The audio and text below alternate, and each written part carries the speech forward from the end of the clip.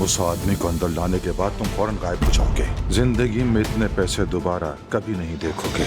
अगर किसी को एक लफ्ज भी कहा तो न सिर्फ पैसे से बल्कि जान से भी जाओगे। शाहिद के साथ एक और नौजवान आदमी भी था। पता लगाना होगा कि वो आदमी शाहिद के साथ क्या कर रहा है। उसे भी ढूंढ निकालेंगे। अब बारी है बारान को उसकी जिंदगी का सबसे दर्दनाक दिन दिखाने की। क्या हुआ, तुम ठीक हो? कुछ समझ नहीं आया, अचानक से चक्कर आ गया, लेकिन अब ठीक हूँ मैं। क्या हुआ माँ? दिलान की तबीयत ठीक नहीं है, बारान उसके पास, डॉक्टर को बुलाया। अगर बारान ना गया तो काम खराब हो जाएगा। हसन साहब, तुमसे मेरा काम अभी खत्म नहीं हुआ।